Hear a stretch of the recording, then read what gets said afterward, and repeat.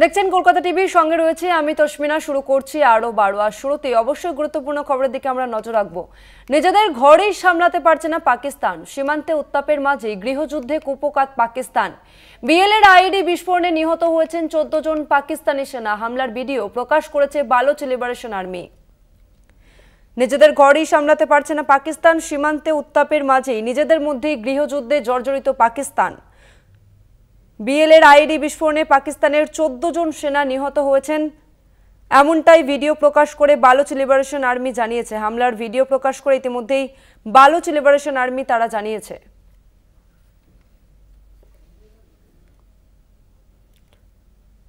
একদিকে বাইরের আঘাত, অন্যদিকে নিজেদের ঘরের গৃহযুদ্ধ। নিজেদের ঘরের গৃহযুদ্ধ সামলাতে কুপোকাত পাকিস্তান। বিএলএর আইডি বিস্ফোরণে নিহত হয়েছেন 14 জন পাকিস্তানি সেনা। হামলার ভিডিও প্রকাশ করেছে বালুচ লিবারেশন আর্মি।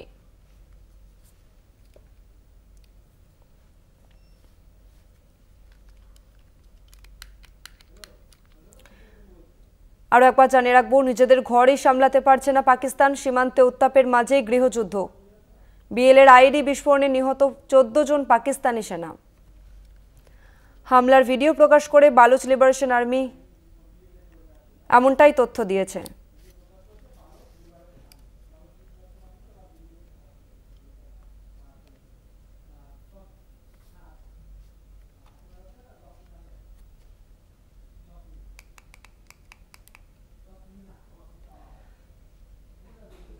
নিজেদের ঘরেই সামলাতে পারছে না পাকিস্তান, সীমান্তে উত্তাপের মাঝেই গৃহযুদ্ধে কুপোকাত পাকিস্তান। বিএলএর আইডি বিস্ফোরণে নিহত হয়েছেন 14 জন পাকিস্তানি সেনা। হামলার ভিডিও প্রকাশ করেছে বালুচ লিবারেশন আর্মি। একদিকে বাইরের আঘাত, অন্যদিকে নিজেদের ঘরের গৃহযুদ্ধে কুপোকাত পাকিস্তান। বিএলএর হামলাতে নিহত হয়েছেন 14 জন পাকিস্তানি সেনা। এই মুহূর্তে আমাদের সঙ্গে ফোন লাইনে রয়েছেন মুখ্য রাজনৈতিক বিশ্লেষক জয়ন্ত ঘোষাল। জয়ন্তদা, একদিকে বাইরের আঘাত, অন্যদিকে নিজেদের ঘরে গৃহযুদ্ধে কুপোকাত পাকিস্তান। পাকিস্তান সরকারের কাছে কতটা চ্যালেঞ্জের এই মুহূর্তে? মানে পাকিস্তানের বলা যেতে পারে যে একদম ভেঙে তছনছ করে দিচ্ছে তাদের মানসিক শক্তি। তো এরপরে আর থাকার কথা নয়। তার কারণটা হচ্ছে যে যেভাবে সুনির্দিষ্টভাবে টার্গেট করে কোনো নিরীহ মানুষকে হত্যা না করে, এবং 14 দিন সময় নিয়েছেন নরেন্দ্র মোদী এবং তার ক্যাবিনেট কমিটি অন সিকিউরিটি, এবং এমন ভাবে ঘটিটা সাজানো হয়েছে যে 14 দিন ধরে হোমওয়ার্ক করে গোটা পৃথিবীর সমস্ত বৃহৎ দেশ, ছোট বড় সবাই মিলে আজকে কিন্তু চীনের মতো দেশও এই ঘটনায় কিন্তু পাকিস্তানের হয়ে ভারতের নিন্দে করছে না। সুতরাং এইরকম একটা পরিস্থিতিতে এই যে ফ্রেশ যে ঘটনাটা, যেটা বালুচ সেনা, এখন এই বালুচিস্তানটা একটা খুব গুরুত্বপূর্ণ জায়গা। তার কারণ বালুচিস্তানে কিন্তু প্রচুর খনিজ পদার্থ আছে। এক্সাক্ট লোকেশনটা হয়তো আরো সুনির্দিষ্টভাবে জানা যাবে, কিন্তু এটা তো বলা যায় যে বালুচ আর্মি করছে, এই বালুচিস্তানের যে জঙ্গি সংগঠন, তারা পাকিস্তানের সঙ্গে পাকিস্তানের লড়াইও তার বেঁধে গেছে। একদিকে যখন ভারতের সঙ্গে পাকিস্তানের যুদ্ধ হচ্ছে এবং যখন পাকিস্তানকে কার্যত কোণঠাসা করে দেওয়া হয়েছে, সেই সময় বালুচ একটা বিচ্ছিন্নতাবাদী শক্তি হিসেবে পাকিস্তানের যে এস্টাবলিশমেন্ট, এবং সেটা শুধু মিলিটারি এস্টাবলিশমেন্ট নয়, রাজনৈতিক এস্টাবলিশমেন্টের বিরুদ্ধে তাদের যে ক্ষোভ অসন্তোষ আজকের নয়। সেখানে কিন্তু আমি নিজে গেছি, আমি নিজে ওই পাকিস্তানে আমি 7 বার গেছি। ওখানে যেভাবে ধনী এবং দরিদ্রের যে বিভাজন, সেটা সাংঘাতিক। সেখানে মধ্যবিত্ত বলে কিছু নেই। এখন বালুচিস্তানে একদিকে রয়েছে প্রচন্ড ধনী ব্যক্তিরা, আর একদিকে রয়েছে একদম নিপীড়িত গরিব মানুষ। এইসব জায়গাগুলোতেও তো আমাদের দেশের অভিজ্ঞতা থেকেও দেখেছি যে এইসব জায়গাগুলোতে বিচ্ছিন্নতাবাদ মাথা ছাড়া দেয়। এখন এই পরিস্থিতিতে না, যেটা হলো এখন এই ঘটনাটা, এটার ফলে গোটা দুনিয়ার কাছে পাকিস্তান একদিকে যেরকম আইসোলেটেড হয়ে যাচ্ছে, পাকিস্তানের অর্থনৈতিক অবস্থা খুব খারাপ। এখন এই পরিস্থিতিতে পাকিস্তানের পক্ষে কোনোভাবে ভারতের বিরুদ্ধে লড়াই করার রসদ, আন্তর্জাতিক সমর্থন কিছুই নেই।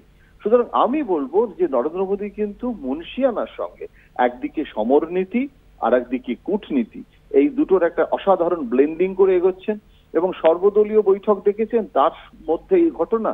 সুতরাং আশা করা যায় নরেন্দ্র মোদী আজ সর্বদলীয় বৈঠকেও এ ব্যাপারে কিছুটা অন্তত হলে ব্রিফ করবেন দুটো জিনিস তো বিরোধী দলের পক্ষ থেকেও জানতে চাইবে, যে কি হয়েছে, কেন হয়েছে।